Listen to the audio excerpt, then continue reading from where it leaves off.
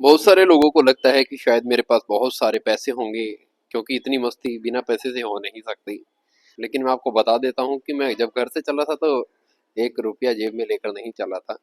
और कमाल की बात यह है कि मैं किसी से पैसे मांगता भी नहीं हूँ। तो ये सारे पैसे आते कहाँ से हैं? खर्चा मेंटेन कहाँ से होता है? भोजन कैसे मिलता है? ट्रैवलिंग कैसे होती है? कपड़ा, खाना, चाय, सामान, ये कैसे आता है?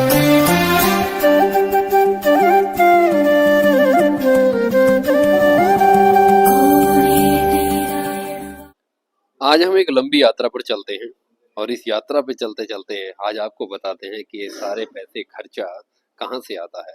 चलिए सीधा पहाड़ों में चलते हैं, मुक्तिनाथ में। हर हर महादेव। रुकने की व्यवस्था पूछ रहा था मंदिर में। हर हर महादेव। महाराज जी मिल चुके हैं, और राम मंदिर में जाने के लिए महाराज जी कह रहे हैं आप उधर आइए, आराम से रहिए। और यहाँ चारों तरफ बर्फ ही बर्फ के पहाड़ देखने को मिल रहे हैं। मुक्तिनाथ अपने आप में ही एक मुक्ति का स्थान है। कहते हैं कि यहाँ पर आने वाला व्यक्ति यहाँ से जाने का मन नहीं बना सकता जब तक नारायण की कृपा ना हो। और कुछ कहने वाले लोग तो कहते हैं कि यहाँ पर शक्ति पीठ भी है, जिसका कोई मंदिर नहीं है, लेकिन एक शक्ति का लोग अनुभव करते हैं। माता शक्ति का माथा यहाँ पर गिरा है, ऐसा कुछ कहना है लोगों का, लेकिन उसकी जानकारी हमें यहाँ के लोकल लोगों से लेनी होगी। यहाँ पार्किंग की गाड़ियां खड़ी हो जाती हैं। इससे ऊपर ना 1.5 किलोमीटर पैदल जाना पड़ता है, और यहाँ से ऊपर 10 किलोमीटर पे आश्रम बताया है। कह रहे हैं कि बहुत बड़ा आश्रम है, वहां पर आप रुक जाना।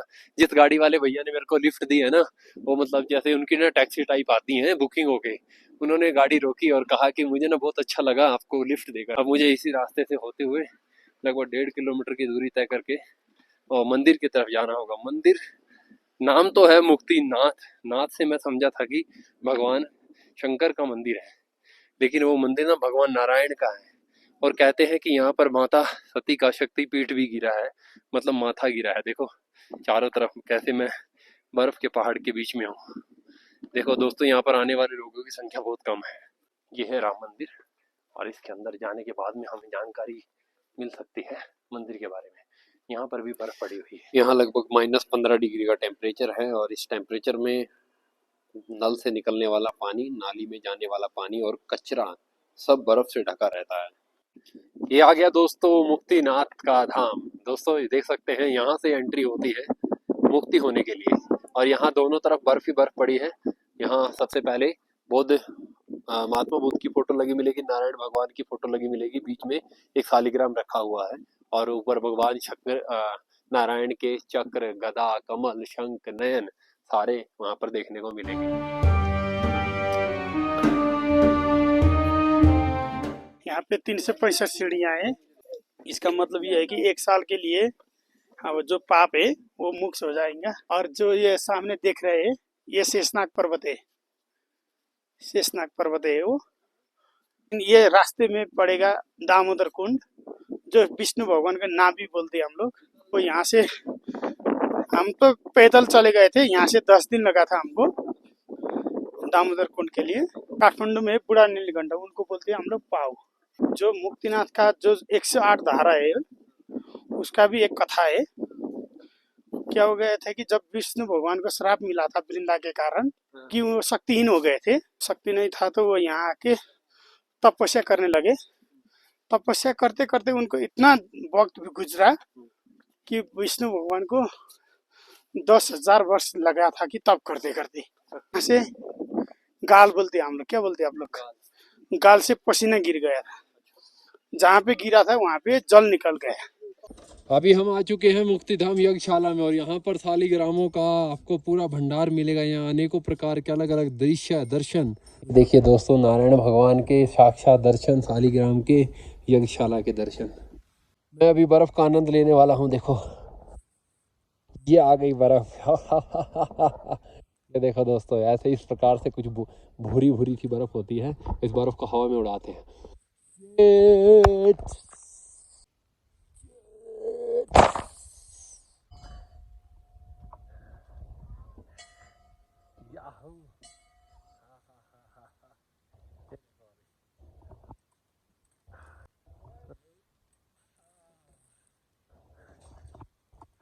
देखो एक बार मैं ना शिमला जा रहा था तो मेरे दोस्त मुझे छोड़कर चले गए, आज मैं भरी बर्फ में घूम रहा हूँ। ये देखो किस प्रकार से इसमें आ हा नजारा, ऊपर जमर आ गया।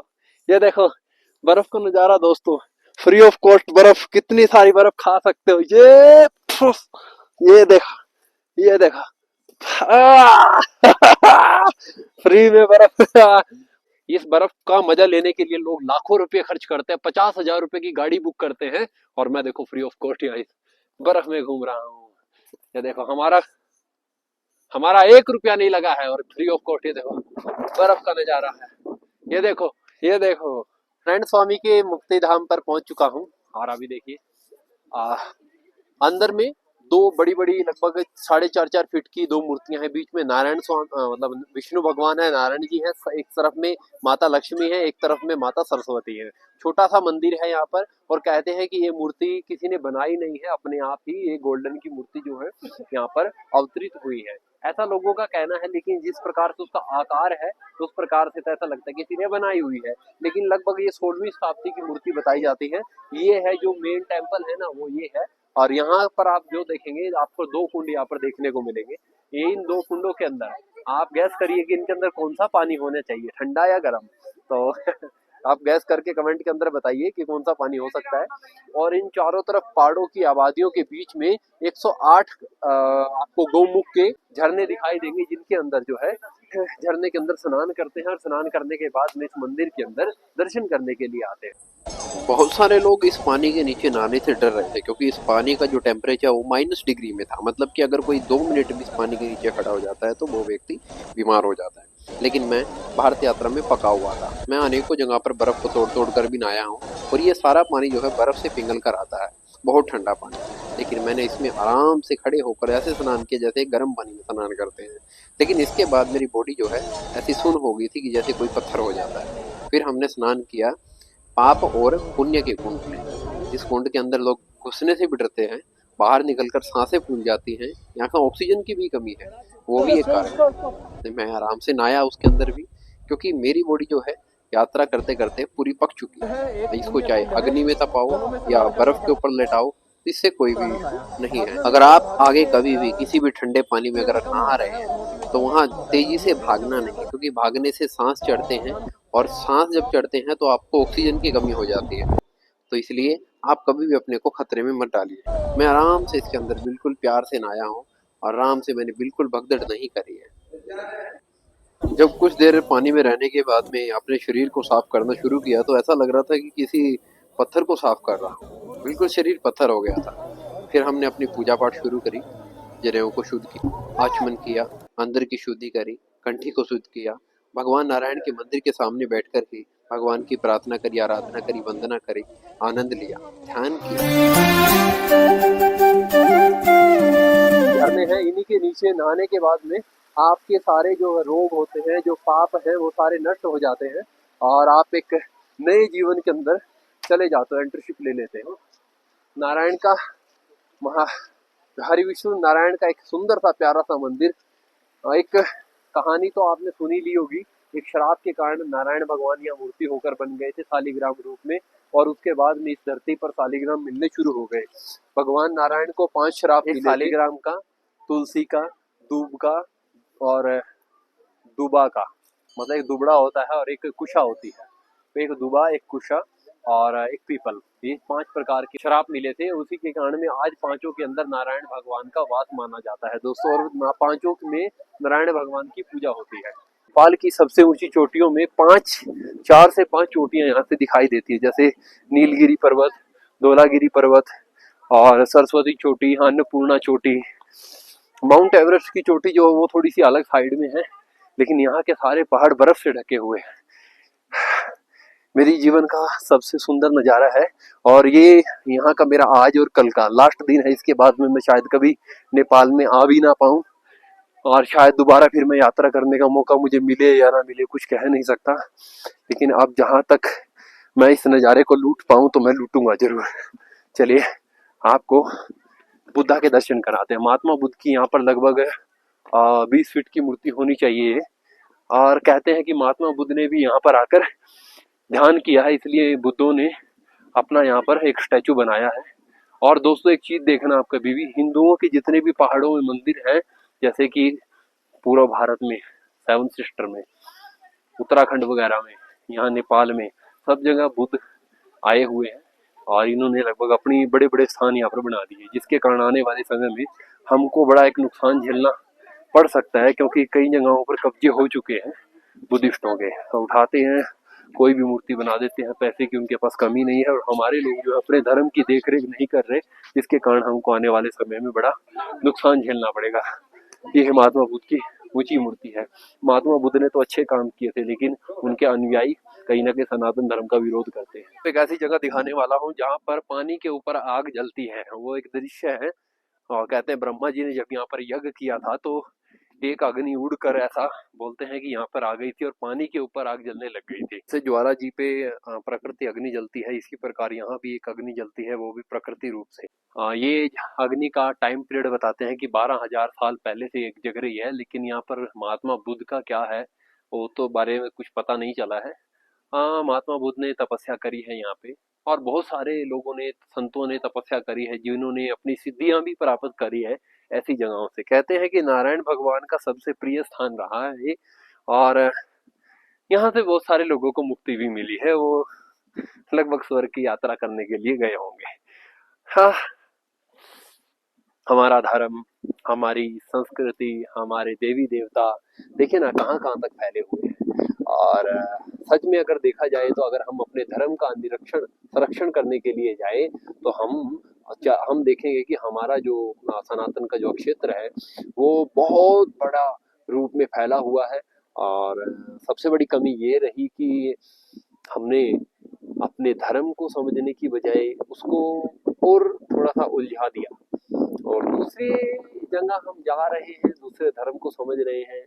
और धर्म भी क्या बोलूं मैं उसको, एक बनाई हुई चीज है, लेकिन सनातन तो प्रकृति है। जैसे प्रकृति का अनादि काल से संबंध है, इसी प्रकार से सनातन भी आदि अनादि काल से है। सनातन की बात करने लग जाए तो बहुत गहरी बात हो जाती है।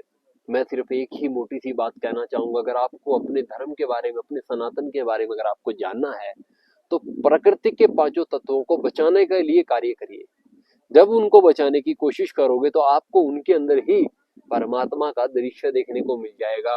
कहते हैं कि जब हमारे शरीर से आत्मा चली जाती है तो हमारा जो शरीर है वो सिर्फ एक खाली बक्सा रह जाता है, मतलब एक स्ट्रक्चर बनकर रह जाता है, एक मुर्दा बन जाता है। और जब हमारी प्रकृति से पांचों तत्वों में से एक तत्व खत्म हो जाएगा तो भी हमारी प्रकृति खराब हो जाएगी। इसलिए दोस्तों हमको अपनी प्रकृति के अंदर ही अपना परमात्मा ढूंढना चाहिए, मेरा ऐसा कहना है। पांचों तत्वों को तो नहीं कहूंगा कि आप पांचों तत्वों के लिए काम करिए, क्योंकि बहुत बड़ा मिशन है, लेकिन कहूंगा कि एक तत्व के लिए, पानी, अग्नि, वायु, पृथ्वी, आकाश, किसी के लिए तो काम करिए। आप तो उनको बिगाड़ने के लिए काम कर रहे हैं। 6:43 शाम के हो चुके हैं और अभी मुक्तिनाथ धाम की आरती भी ले ली है, प्रसादी भी ले ली है, चरणामृत भी ले लिया है। स्नान कल करेंगे, दोबारा फिर दर्शन करेंगे। बहुत सुंदर नज़ारा, आनंद आ गया। मुझे नहीं लगता कि जितने लोग यहाँ आए थे वो सब लोग इतना कुछ प्राप्त कर पाए, जितने भी सब लोग हैं 15 से 20 लोग जो ये प्राप्त कर पाए, वो सब लोग नहीं प्राप्त कर पाएंगे। बड़े खुश हुए। एक माता जी ने पशुपतिनाथ के मंदिर में मुझे 150 रुपये दक्षिणा दी थी। उन्होंने कहा था मुक्ति धाम में मेरी दक्षिणा पहुंचा देना, वो दक्षिणा भी पहुंचा दी और अपनी तरफ से भी 200-300 रुपये जो मेरे से बन पाए वो करे। ये सारी दक्षिणा भारत यात्रा में मिले जितने भी साथी थे उनको, उनकी तरफ से मैंने ये दक्षिणा करी है। मेरा कुछ यहाँ नहीं है, मैं तो एक पोस्टमैन की तरह हूँ। आपकी डाक है वो लेकर जाता हूँ, भगवान तक पहुँचा देता हूँ। ब्राह्मण का एक यही काम होता है। नमो पार्वते पते हर हर महादेव शंभु।